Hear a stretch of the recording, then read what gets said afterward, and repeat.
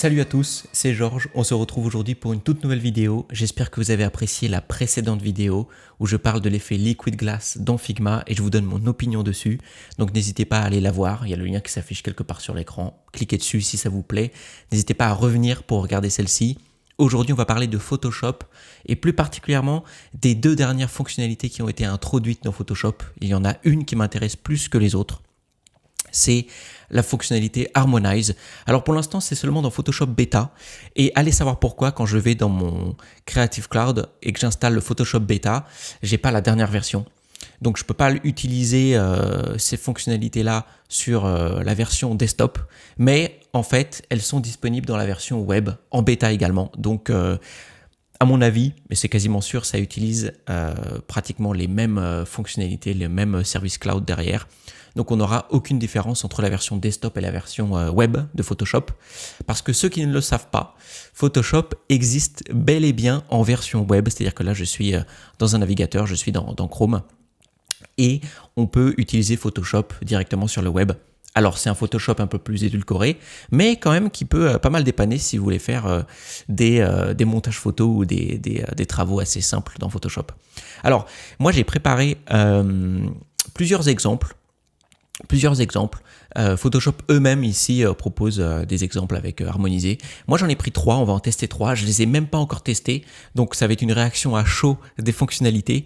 Et donc la première fonctionnalité qu'on va tester, c'est Harmonize, qui permet de faire tout le travail de compositing pour faire en sorte qu'un élément ajouté dans une photo soit naturel, qu'on ait réellement l'impression que cet objet fait partie de la scène. Donc c'est ce qu'on va tester et on va créer un tout nouveau fichier.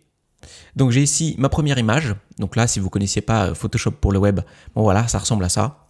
Et donc vous voyez, j'ai typiquement un cas d'une table basse et je vais y poser un objet. Et ça tombe bien, j'ai préparé une petite bouteille qu'on va glisser directement ici. On va dézoomer un peu. On va la recadrer. Voilà. Tac, comme ça, on peut imaginer qu'on veut la bouteille posée comme ça pour une publicité. Voilà, terminé. Et on va déjà directement utiliser l'option supprimer arrière-plan, qui n'est pas une nouvelle fonctionnalité et qui va directement retirer le fond blanc, voilà. Donc là, on a notre petite bouteille qui flotte sur fond transparent. Et bien sûr, elle n'a pas l'air du tout intégrée à la scène. Je ne peux pas directement la poser sur la table basse comme ça. Et maintenant, je vais utiliser l'option harmoniser qui est juste là et qui va faire le travail pour nous, qui va faire le travail de modification de la bouteille, en tout cas même quasiment de la scène, vous allez voir, pour faire en sorte que la bouteille ait l'air réellement intégrée dans la scène. Donc c'est parti, Harmonize. Pour être honnête avec vous, je l'ai testé une seule fois avant de commencer la vidéo. Une seule fois. Je me suis renseigné avant sur la fonctionnalité, mais j'ai réellement testé une seule fois la fonctionnalité dans Photoshop Web. Et ce qui m'a vraiment étonné, c'est que ça ne créait pas des variations de l'objet bouteille, mais ça a créé des variations de la scène entière. Donc vous allez voir ça tout de suite. Ok. Et donc là, on peut voir que dans mes calques à droite, donc j'ai mon calque originel de base, la photo de fond, le background. J'ai mon calque bouteille et j'ai un nouveau calque, un troisième calque qui s'appelle calque harmonisé, qui est en fait un agrégat des deux autres calques. Et si je le sélectionne ici et que je vais dans les réglages propriétés du calque, en fait là je peux voir les variations que ça me propose. Et ici on peut tout de suite voir, voilà, les variations qu'il m'a proposées et qui font en sorte que la bouteille ait l'air réellement intégrée dans la scène. Voilà, si je retire, avant on avait eu un éclairage qui n'était pas du tout le même. Si je le réactive maintenant, on a tout de suite plus l'impression que la bouteille est dans la scène. Et d'ailleurs, j'aurais tendance à préférer celle-ci. Et on peut voir que ça m'a rajouté un petit ombrage ici. Est-ce que ça a fait d'autres modifications? Non, pas réellement. On dirait que ça a simplement modifié la bouteille ici et pas d'autre chose. Et on peut voir que je peux régénérer si je le souhaite, si vraiment la génération ne me plaît pas du tout et je voudrais d'autres options. Ici, bon, on va pas le faire pour cet exemple-là parce qu'il est relativement simple, mais on peut voir que c'est, mine de rien, assez convaincant. Et on a réellement l'impression que... alors réellement, je sais pas, mais en tout cas, on a bien l'impression que la bouteille est dans la scène. Allez, c'est parti, on va tester avec un autre exemple. Donc, j'ai ici une piste de course avec un soleil couchant, donc avec une lumière hyper intéressante. Et on va aller, vous l'aurez deviné, glisser une voiture de course. Voilà, celle-ci que j'ai trouvée sur Internet. Donc on va aussi tirer parti de la fonction retirer le fond. Bon, pour être honnête avec vous, là la perspective m'a l'air ok. Je dirais pas que la perspective est parfaite, mais là la perspective a l'air ok si je la place ici. Donc on va faire ça. supprimer l'arrière-plan et on va voir déjà ce que ça donne pour supprimer l'arrière-plan. Donc j'ai même pas eu le temps de terminer mon café que l'arrière-plan a été supprimé. Et là, on voit tout de suite ici que la lumière ne matche pas du tout. Ça ne matche pas du tout. Donc je suis assez curieux de voir le résultat que ça va donner quand je vais cliquer sur harmoniser. Donc c'est parti, on va le lancer et on va voir ce que ça donne. Waouh, ok. Ah, c'est assez dingue. Honnêtement, c'est vraiment bien fait. Donc là, c'est marrant avec avec cet exemple-ci, on a l'impression qu'elle flotte un peu au-dessus du sol, sans doute parce que l'ombrage a curieusement été géré ici. Mais en même temps, on pourrait se dire que ce sont les pneus qui la surélèvent du sol. Non, c'est vraiment très très bluffant pour cet exemple de voiture. Si on a fait l'avant-après, c'est assez dingue. C'est assez dingue. Et vous voyez, ça ajoute vraiment de l'ombrage partout sur la scène. C'est assez dingue. Donc ok, ça c'est la première variation. Je ne sais pas s'il y avait la toolbar tout à l'heure pour avoir les variations pour la bouteille à la table, mais si elle y était, je ne l'ai sans doute pas vue. En fait, les trois propositions sont vraiment très très bien.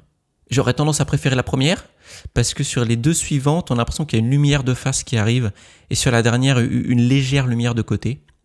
Mais vraiment, l'intégration, l'harmonisation est vraiment très très bien faite. Le métier de compositing va vraiment se retrouver extraordinairement simplifié.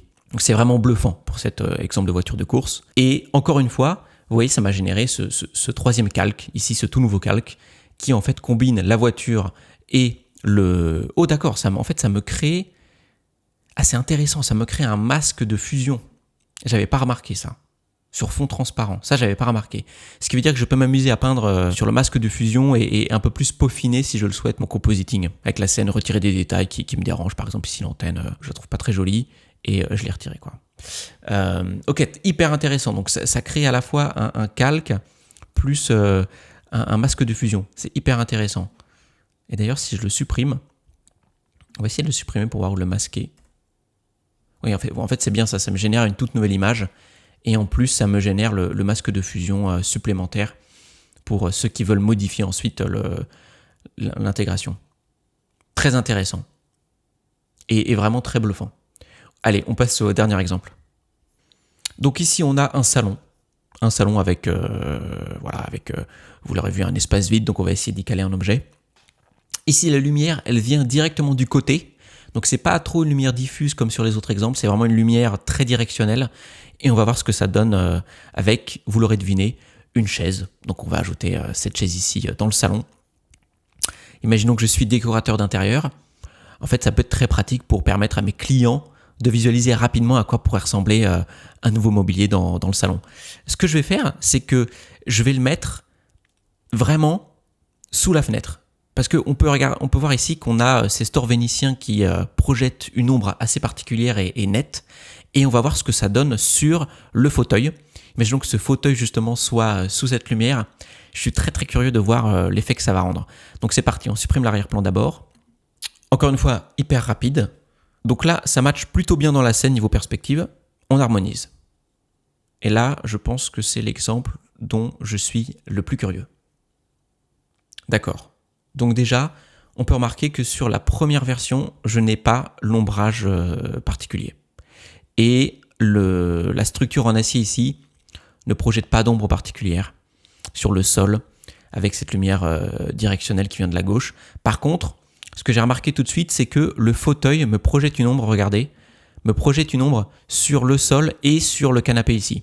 Donc ça, c'est vraiment bien fait. Ça, je trouve qu'on dirait qu'il y a une connaissance ou une compréhension de la scène qui est vraiment assez fine. Sans doute pas au point de gérer les ombres vraiment particulières comme celle-ci. Donc là, on sent qu'il y a plus de lumière qui vient de la gauche. Quitte à en prendre une, je prendrais celle du milieu parce que c'est plus lumineux. Finalement, on ne retrouve pas la forme de la structure projetée directement sur le sol avec cette lumière à gauche. Là, on peut constater réellement ce que Photoshop considère comme modifié et donc toute la zone du fauteuil, bien entendu, mais également toute la zone où l'ombre est projetée.